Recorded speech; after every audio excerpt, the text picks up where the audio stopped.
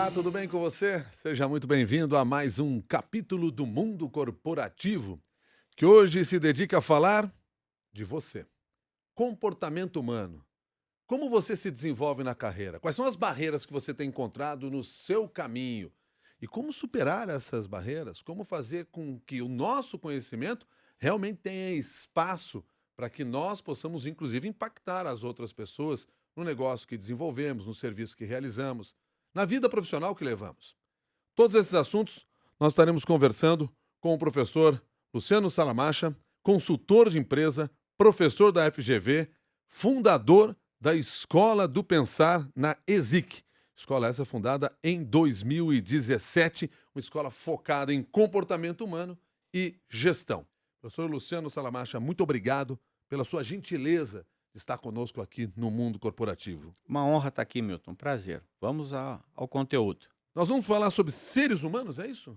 Sobre seres humanos e o quanto é tão legal quando a gente fala de seres humanos. Eu poderia começar fazendo uma brincadeira com as pessoas que nos escutam. Imagina que você nasce atrancado num quarto escuro e só te dão na mão um fio de luz. E você recebe agora um impulso elétrico. Quando você recebe um pulso é para comer, 2 pulsos é para você ir dormir, 3 pulsos para ir no banheiro. É exatamente essa a função e a vida do nosso cérebro. Ele nasce trancado numa caixa craniana e ele recebe impulsos dos nossos sentidos e traduz isso em algum tipo de significado. Logo, a gente percebe que todas as decisões que nós tomamos são frutos de uma interpretação da realidade, não necessariamente a realidade. Nesse momento, muitos ouvintes imaginam que eu seja mais gordo, mais baixo, mais magro, mais alto, porque eles estão traduzindo os impulsos sonoros numa projeção de uma imagem.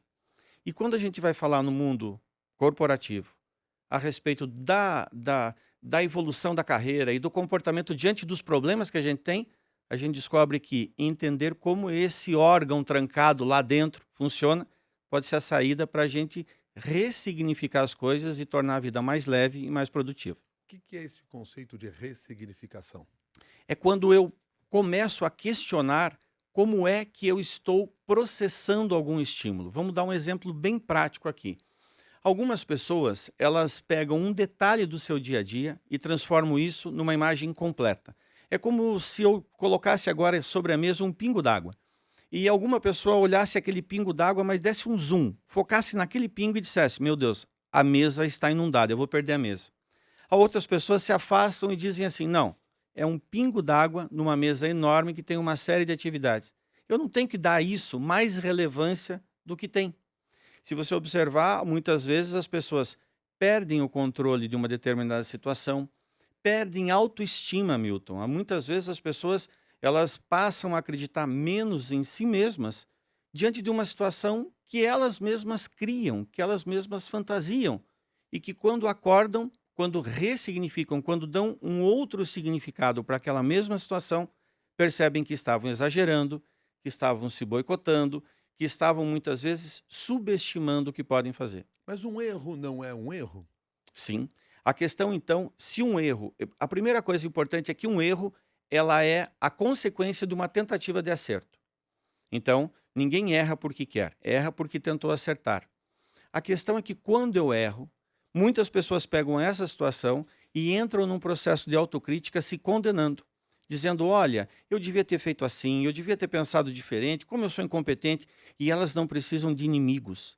Elas sozinhas se autodestroem, enquanto outros simplesmente dão ao erro o significado positivo. É muito legal quando a gente usa 2 expressões aqui: ser positivo, com o contraponto ser negativo, e ser otimista, cujo contraponto é ser pessimista. Alguém que é positivo, as pessoas que estão me escutando agora enxerguem um sinal de mais. É aquela visão do agora. Eu chego para você e digo: Milton, bateram no seu carro. E você diz: nossa, alguém se machucou? Não. Então está tudo bem. Você é uma pessoa positiva. O negativo vai dizer assim: bateram no meu carro? Por que não bateram no carro do Salamacha? Por que bateram logo no meu carro? Eu estou olhando o agora de uma maneira positiva ou negativa. Agora eu queria fazer um exercício com os nossos ouvintes aqui, que é o seguinte: quando eu digo para você que eu posso ser otimista ou pessimista, e eu vou na escala acadêmica e digo, numa escala de 0 a 10, que nota você, Milton, daria para alguém que é bom? já que eu tenho uma escala de 0 a 10, e eu quero saber que nota eu dou, quanto que as pessoas normalmente dão para alguém que é bom, Milton. Vamos fazer uma brincadeira? Que nota você daria? Para alguém que é bom, deve ser nota 7, não é? A Na escola maioria, foi assim, pelo menos. Se você exato. era ótimo, tirava 10. Se você era bom, ficava no 7. Se passasse na média, levava 5. Então, agora quando a gente vai para a acepção da palavra, o que significa bom? É aquilo que é pleno, é aquilo que é totalmente competente. Logo, se eu sou pleno, eu deveria receber um 10. Mas então, peraí, por que todo mundo dá 7 ou 8? Porque a lógica predominante no meu cérebro é que, se há algo acima de bom, eu não posso ir no 10. Então, eu tenho que entender o significa a palavra optimus, que vem do latim, que significa além do esperado, além do pleno. Então, uma pessoa otimista é uma pessoa que está enxergando que pode ser 11, pode ser 12, pode ser 13. No exemplo do carro, eu chego e digo, Milton, bateram no seu carro. Você diz, não, se ninguém se machucou, tudo bem, se foi positivo. Mas Milton, e agora? Não, quem sabe eu compro um carro até melhor. Você foi otimista, você enxergou o futuro sob uma perspectiva que extrapola o teu controle. Se você é pessimista, você passa a dizer o seguinte, não, não, e é um problema, porque bateram no meu carro, e como é que eu vou achar um carro igual? Se você observar, as pessoas, elas têm uma reação positiva ou negativa, otimista ou pessimista, muito mais em função do seu dia, da sua mente, do que propriamente em função da realidade. Vou te dar um exemplo. Uma pessoa, você, Milton, no dia que nasce um filho seu, você sai da maternidade, está feliz, você está na plenitude da alegria. E alguém fecha você no trânsito. E você olha, meu amigo, fica tranquilo. Hoje a minha vida está numa boa. Agora você está num dia extremamente complexo. Você está querendo chegar na maternidade porque a sua esposa foi levada para lá e alguém te fecha. É capaz de você voar no pescoço da pessoa. A realidade não mudou. O que mudou é o grau que eu tenho de autopercepção de como é que eu estou reagindo, que estímulos internos eu estou tendo e se eu estou sendo mais positivo ou negativo, mais otimista ou pessimista. Vamos para a carreira das pessoas? Vamos para o mundo empresarial hoje? A gente é seduzido por problemas a cada segundo. Não é a cada hora nem a cada minuto, é a cada segundo. Se eu consigo manter um nível mental otimista e positivo, fatalmente eu vou reduzir a intensidade dos problemas, vou ter mais serenidade para tomar decisão e fatalmente eu vou resolver as coisas com mais leveza. A palavra leveza é a palavra que determina hoje profissionais mais desejados dentro das organizações. A pessoa pega um problema com seriedade, ele não precisa ser irresponsável, mas ele é leve, ele consegue conviver com as pessoas. Nós estamos conversando aqui no Mundo Corporativo com o Luciano Salamacha, que é consultor de empresas, professor da FGV e fundador da Escola do Pensar na ESIC, uma escola focada em conhecimento humano e gestão. Nós estamos falando aqui em ser otimista ou ser pessimista. E agora há pouco, professor Luciano, o senhor falou da autocrítica. A autocrítica é a primeira característica que nós temos que saber desenvolver bem, pensando no crescimento da carreira. Além dela, que outras características, outras questões nós temos que levar em consideração? Olha, o maior aliado da autocrítica, ou seja, para a autocrítica ser realmente positiva, é o perdão. O perdão significa a pessoa aprender a não gastar mais tempo do que o necessário na hora de um julgamento sobre si mesmo. A gente pode ir, inclusive, à expressão desperdício. A expressão desperdício, Milton, ela vem do latim, que significa se afastar, colocar de lado, e perda, que é eu não ter mais aquilo que eu tinha. Então, eu não perco aquilo que eu não tinha. As pessoas, elas têm desperdício na sua vida em 5 grandes frentes. Primeiro desperdício muito grande, Milton, energia. As pessoas desperdiçam energia, às vezes para discutir temas que eles não têm o menor poder de alteração.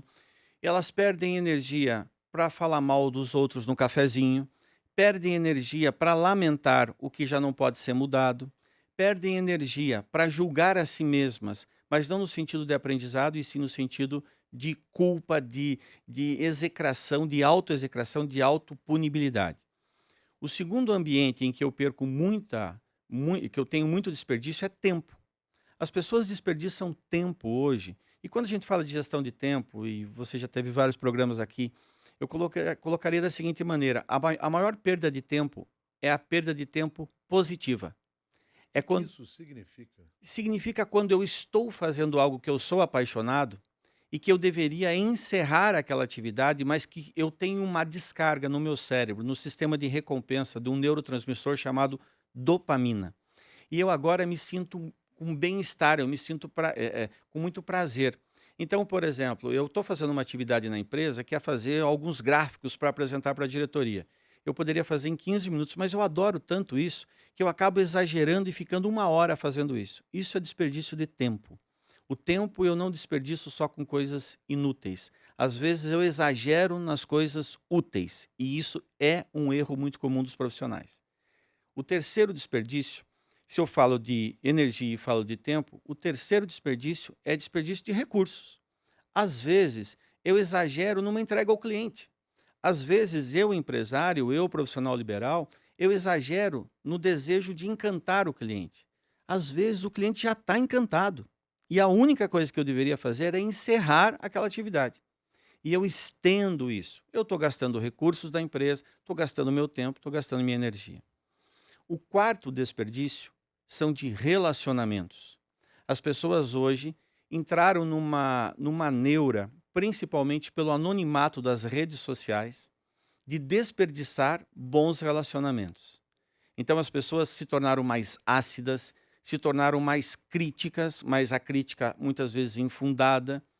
Tem gente que joga uma fake news sabendo que é uma fake news, mas ele está curtindo, como se diz por aí, pôr lenha na fogueira, apagar o incêndio com gasolina, colocar as pessoas numa dissidência qualquer. Isso é prejudicar relacionamentos. E relacionamentos são a grande base que vai fazer diferença entre uma empresa permanecer ou não no mercado, um profissional crescer ou não na carreira. Já que o senhor falou agora há pouco aqui sobre tempo, o Elisandro, que nos acompanha pelo Facebook, pergunta o seguinte: Professor Luciano Salamacha, o que fazer para vencer a procrastinação? Procrastinação. Pro é jogar para frente. Crastinar é você ter uma atividade que eu fico jogando para frente. Por que a gente procrastina? Eu digo a esse colega o seguinte: em primeiro lugar, ele tem que identificar qual é o grande motivo da procrastinação. Há alguns motivos para isso. Um deles chama-se insegurança. Insegurança é quando eu acho que não vou dar conta da tarefa. E eu queria convidar, como é que é o nome do colega? O Elisandro. O Elisandro. Elisandro, enxerga na sua frente agora uma espécie de uma gangorra. Então, uma gangorra, ela exige que, se um lado estiver alto, o outro está baixo. Obviamente, ele é assim, ele é inversamente proporcional. Num lado dessa gangorra está a sua insegurança, que se pode estar baixa ou pode estar alta. O que faz o contraponto da insegurança? A autoestima. É o quanto eu gosto ou não gosto de mim, o quanto eu confio ou não confio em mim. Geralmente, procrastinar significa que a autoestima está baixa, automaticamente a insegurança eleva, e por conta disso, eu, com medo de não dar conta, com medo de decepcionar, eu começo a me enganar, eu começo a sabotar o meu próprio dia a dia e começo a empurrar com a barriga, como se diz por aí, para que eu fuja daquela situação. Uma das coisas que chama bastante atenção é que as situações, por mais traumáticas que sejam, elas, quando são jogadas numa visão mais ampla, numa visão não tanto de zoom, como eu disse no começo, mas numa visão mais ampla, elas se tornam pequenas. Só que nós, seres humanos, temos a capacidade de fantasiar, de potencializar e principalmente de deturpar a realidade. Vamos para um exemplo extremamente prático. Eu tenho que dizer a um cliente que eu não vou poder cumprir um contrato que eu assumi com ele como profissional, mas a minha diretoria falou: não vou autorizar. E agora eu fico imaginando todas as potencialidades dele me xingar, dele me cobrar. Aí minha autoestima começa a cair, porque ele vai dizer que eu não sou profissional, que eu não sou competente. Eu começo a diminuir a confiança em mim mesmo, me torno inseguro e começo a procrastinar. Se eu olhar na linha do tempo, a situação já está montada. Alguém terá que falar para o cliente. E o cliente talvez diga: puxa, eu reconheço que você não é dono da empresa, você tem uma diretoria sobre você. Só que eu consegui aumentar algo que não precisava. voltando ao que nós falamos, se eu sou positivo, eu vou achar que o cliente poderá entender. E se eu sou otimista, eu ainda acho que o cliente poderá não apenas entender, como admirar a maneira respeitosa e profissional que eu conduzi. Isto faz a diferença na hora de procrastinar. Agora há pouco eu li então aqui a pergunta do Elisandro sobre procrastinação e eu fico acompanhando o diálogo dos nossos ouvintes. O Claro. Rafael Bicudo, que também participa da conversa, ajudando o Elisandro, definiu da seguinte maneira: Elisandro, todas as vezes que eu penso em procrastinar, o que eu faço? Não penso, vou lá e faço. Ou seja, ao fazer está resolvida a questão. Talvez seja um caminho simples aí de tentar enfrentar essas barreiras. E é um caminho muito tênue, porque eu disse que há alguns motivos para procrastinar. Um deles é a insegurança. O outro é a insuficiência de informações. Procrastinar, em alguns casos, não pode ser confundido com pensar um pouco mais. E o Rafael Bicudo, se eu não estou errando o nome dele, É esse mesmo. coloca na dúvida, eu vou lá e faço. A gente tem que tomar um cuidado para não misturar impulsividade com como uma espécie de defesa de não pensar bem. Quando eu entendo que eu preciso analisar melhor a situação, que eu preciso entender melhor o contexto, eu não estou procrastinando. Eu estou ponderando. E a ponderação é justamente quando eu tento buscar um equilíbrio. Ponderar é buscar equilíbrio.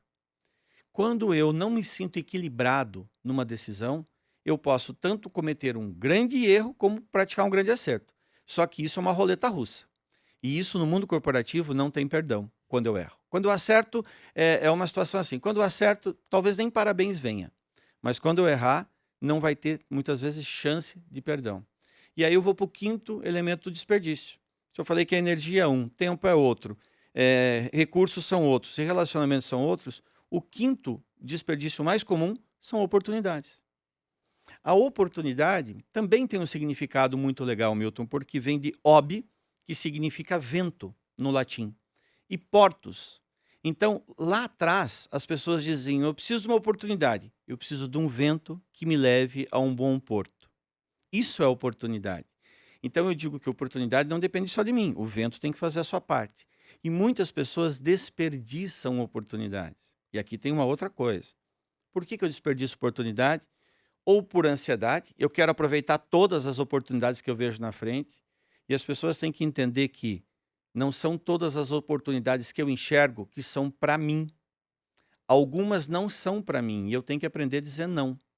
O segundo fator é que se eu não tenho um planejamento de onde eu quero chegar, aí vem o ditado do Sêneca, de um filósofo latino que dizia: qualquer porto serve a quem não sabe para onde vai. Então, qualquer vento é bom.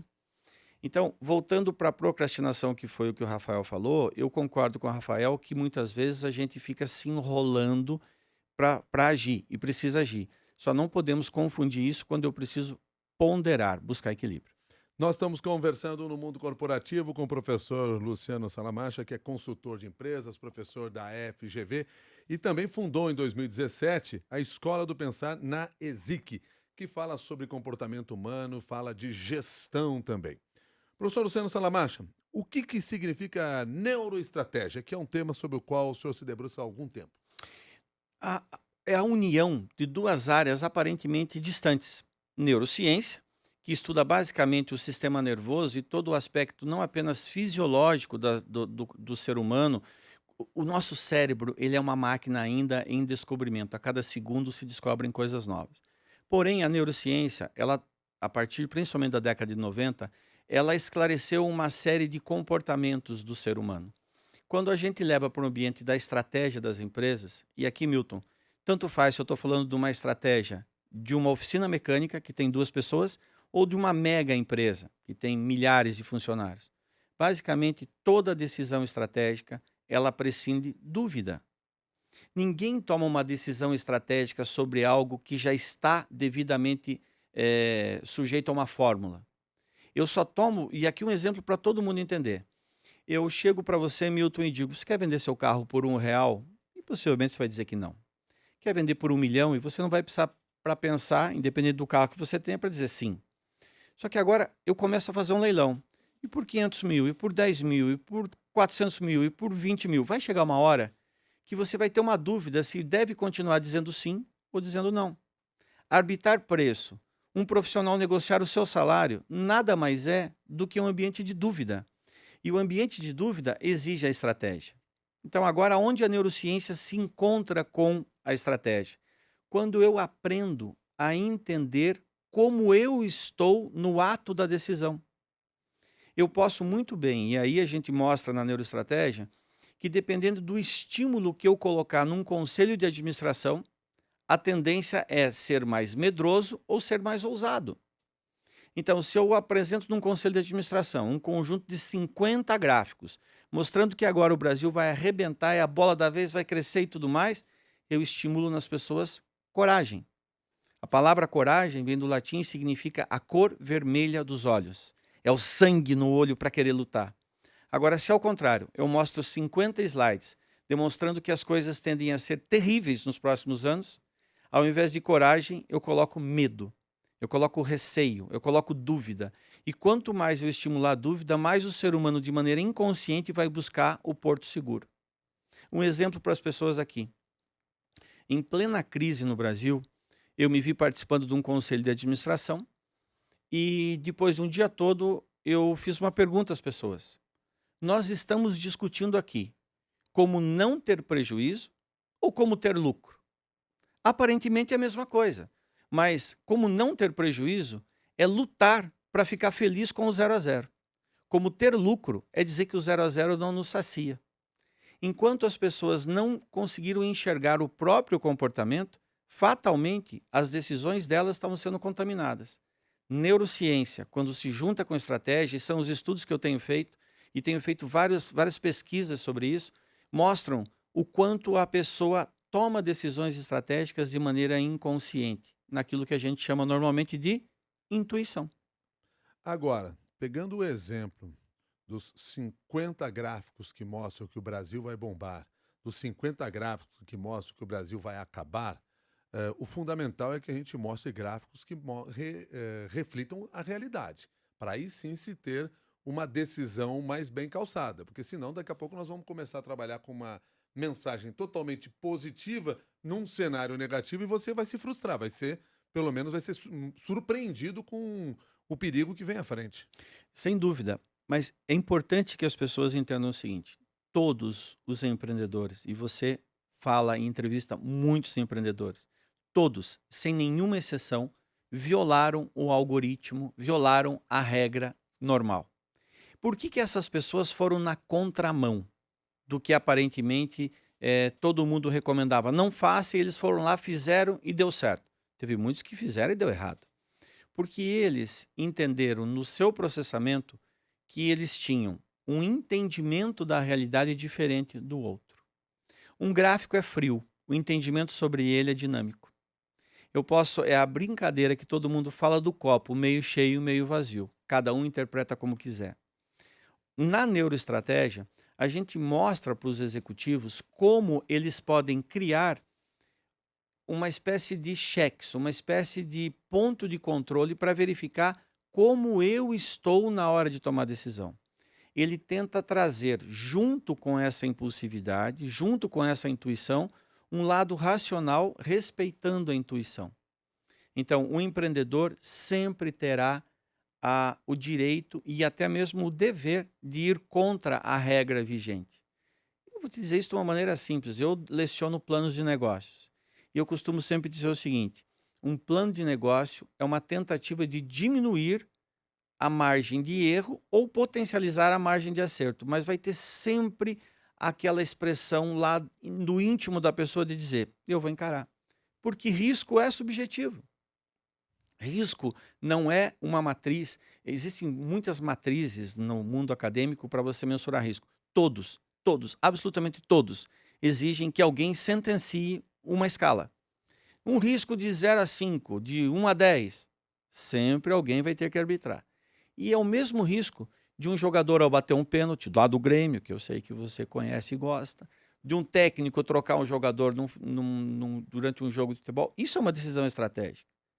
E é tão interessante porque, pegando uma analogia que todo brasileiro convive, se um técnico faz uma substituição e todo mundo diz: esse técnico está louco, mas esse jogador nem bem entrou. Foi lá, o primeiro toque na bola fez um gol, virou herói e o técnico é um gênio. Se não dá certo, o técnico era um louco. Logo, a gente vai a uma definição extremamente simples do mundo empresarial. Qual é a diferença entre um gênio e um louco? Uma palavra só: sucesso. Enquanto não deu certo, é um louco, varrido, um pirado, um cara que não tem noção das coisas. Deu certo, é um visionário, é um gênio, um cara que enxerga além do seu tempo. Na neurociência, a gente não apenas aprende como o meu dia a dia, o meu autorreconhecimento do meu comportamento já indica para que lado eu tenho uma tendência a tomar a decisão. Quando eu estou numa decisão na empresa e percebo como o meu colega está reagindo, eu automaticamente sei como, inclusive, ajudá-lo a entender melhor isso. Te dar um exemplo.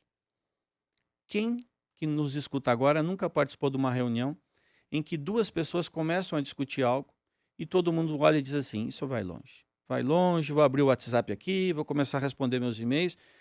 Se você observar, muitas vezes não há nada de racional. Eles estão disputando quem tem a palavra final. Eles estão disputando quem é o macho alfa daquele bando. É a busca pela autoridade, mas a É, busca é feita de maneira errada, porque a gente tem de buscar a autoridade dentro da função que exerce. Mas é a busca da maneira errada? sim, e é uma busca inconsciente, a pessoa não percebe. A ponto, Milton, para você ter uma ideia, na neurociência a gente entende que muitas vezes quando eu estou exposto a algum tipo de medo, a minha tendência é a proteção imediata. Então eu vou fazer aqui um exercício com os nossos ouvintes, vocês podem até responder aqui nas redes sociais. Eu estou numa reunião na empresa e há um colega, o colega A, que faz uma proposição. Ele faz uma proposição muito inteligente. O colega B é contra a proposição de A e o B está errado. Porém, o B é o meu chefe. E se eu apoiar o A, eu vou ter uma represália de B no ambiente corporativo. Nesta hora, a racionalidade diz: eu devo apoiar A. Agora pergunta para as pessoas quantos desses querem realmente comprar uma briga com o B, sabendo que B é vingativo, que não é racional, que é uma pessoa passional nas decisões. A maioria acaba ou recuando, ou então até mesmo apoiando a idiotice que B defende. Mas e aí? Como é que eu mudo isso enfrentando esse medo que eu tenho do que possa vir de alguém que tem ali a liderança daquele grupo, a chefia daquele grupo, ou o crachá que toma conta do grupo? Vou te dar uma deixa aqui que é maravilhosa para todo mundo que nos escuta. Geralmente, as pessoas discutem numa reunião porque elas querem encontrar a mesma solução. A e B querem ter a mesma solução, mas eles enxergam problemas diferentes. E aí, é impossível de eu ter a mesma solução para problemas diferentes. Vou te dar um exemplo prático. O diretor comercial diz o seguinte: nós precisamos ter uma política mais agressiva de descontos na empresa para poder vender mais. E se vendermos mais, a empresa vai ter saúde. O financeiro diz: não, eu acho que nós não temos que dar descontos, e inclusive devemos tornar mais rigorosa a concessão de crédito. Nem que venda menos, mas o que vender, receber. Se você observar, os dois querem o bem da empresa. Mas o problema de A é querer vender mais, e o problema de B é receber tudo aquilo que vende. Eles não vão ter a mesma solução, eles estão discutindo problemas diferentes. E aí, se eu estou ali, no meio desse jogo, eu digo: vamos parar, vamos fazer o seguinte, vamos agora definir. Defina qual é o problema que você quer resolver. E vamos agora fazer uma discussão sobre o teu problema. Depois a gente vai para o problema de B. As pessoas perdem muita energia, muito tempo, querendo resolver problemas que elas não sabem direito definir. Aí alguém que está assistindo dá uma terceira solução para um problema completamente diferente. Nós estamos chegando ao final aqui dessa nossa conversa, mas eu quero pagar algumas dívidas. Vamos lá. Dívidas com os nossos ouvintes que estão participando, mandando mensagens. Caso aqui do Breno Franceschini: como ser resiliente no mundo corporativo? Breno, resiliência significa a capacidade que eu tenho de me adaptar a uma determinada pressão, mas não perder os meus valores pessoais. Então vamos lá. Eu pego um copo plástico e amasso ele. Uma pressão externa deforma o copo. Quando eu retiro essa pressão, o copo volta ao seu estado normal. Imagina você, Breno, como sendo esse copo. Imagina que dentro desse copo, para resistir à pressão, estão os teus valores pessoais. Os valores são crenças. Portanto, quando a gente fala de crenças, eu estou falando que há um tipo de crença que dá origem aos valores, que é a chamada crença dogmática. Um dogma é uma crença sobre a qual eu não exijo comprovação.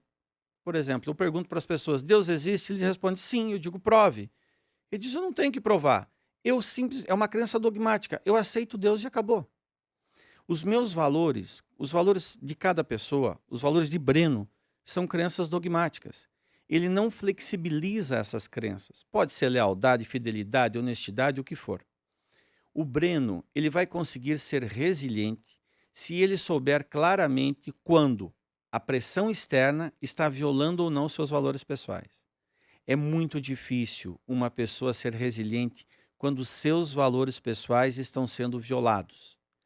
Uma pessoa não consegue ser resiliente se ele acredita na honestidade e é obrigado a trabalhar num ambiente extremamente desonesto. Ele não vai suportar. Agora, se ele acredita na honestidade e ele trabalha num ambiente onde as pessoas cultuam, por exemplo, a informalidade, isso não viola a escala de valores dele. Ele vai conseguir se adaptar e vai conseguir ser resiliente. Ele pode ser até um cara mais sistemático, mas isso não viola a escala de valores dele. Resiliência está diretamente ligada com a minha força de vontade. E eu só quero aquilo que eu acredito. Acreditar é crédito com ênfase. Acreditar, dar muito crédito. E eu só dou crédito para aquilo que eu tenho valores, que são crenças sobre as quais eu não negocio, eu não exijo comprovação. Em outro tema, provocado aqui pela Patrícia, que está no Twitter, o que fazer quando não se recebe feedback do chefe a respeito do seu trabalho? A Patrícia, ela tem que entender o seguinte, todos nós, absolutamente todos nós no mundo corporativo, nós crescemos por um conjunto de méritos, mas levamos junto um conjunto de defeitos. Talvez a Patrícia esteja projetando uma expectativa de comportamento do chefe que não foi exigida dele para ele chegar onde chegou. Pode não ser nem a cultura da empresa onde ela está, ou pode ser que a Patrícia deseja isso porque a Patrícia está precisando melhorar a sua autoestima. A Patrícia, às vezes, precisa do feedback para saber, eu estou indo bem? Ora, eu vou te dar um novo significado aqui, Patrícia. Se o seu chefe não te dá feedback, você vai ter que buscar outros elementos, outras réguas para medir e para você saber se você está indo bem ou não. Se o seu chefe seria a melhor régua não te dá, não significa que o teu mundo vai acabar. E não significa que você tem que trabalhar para mudar ele. Em vez disso, contorne. Em vez disso, passe a conversar com pessoas que você considera que têm uma opinião própria, que têm uma boa performance e converse sobre o seu desempenho. E não fique na dúvida se você está indo bem ou não. Alguns chefes não dão feedback. E quando dão feedback, só dão negativo. A ausência de um feedback é, sim, uma forma de dar feedback. Luciano, para fechar nossa conversa, eu trago aqui a questão apresentada pelo Cláudio, que pede para ser identificado apenas como Cláudio. Por quê? Porque ele disse que lutou 3 anos para assumir um novo cargo na empresa. Ganhou esta promoção e agora acha que não está em condições de cumprir com o compromisso. Por que isso acontece? Cláudio, imagina comigo o seguinte. Imagina que você começou a trabalhar na tua carreira e você era um estagiário. Te deram um copo. E você olhou, o que eu faço com esse copo? Fica com ele na mão. Aí você percebe que você trabalhou, fez algo bom e viu que tinha um líquido dentro do copo. Esse líquido é o teu mérito, é a tua qualidade profissional. Até foi legal porque você foi embora e quando voltou tinha mais líquido no copo. Mas ninguém me falou nada. Não precisou falar, você está sendo observado. Até que um dia encheu esse copo e te transformaram de estagiário para um engenheiro, por exemplo. Aí você diz, puxa vida, eu já sei como é que funciona. Eu continuo trabalhando com cabeça de estagiário, tentando pôr líquido no copo, só que tem um problema. À medida que você evolui, o copo é poroso. Aquele líquido de estagiário, de bom estagiário, não fica no copo, ele continua vazio. Aí você começa a trabalhar, puxa, agora eu pus líquido. Claro, eu me comportei como engenheiro. E aí eu começo a me comportar como engenheiro e não como estagiário e eu encho o copo. E eu sou promovido a chefe, depois de 3 anos suando. Esse copo, meu amigo, ele é mais poroso ainda. E ele tem um problema. Agora, A tua mente tem uma coisa chamada memória celular, que vai querer fazer você voltar a se comportar como estagiário, como engenheiro. Você agora tem que ter uma nova performance e entenda uma coisa importante. Se você conseguiu essa promoção, vamos colocar isso bem claro, alguém te deu ela.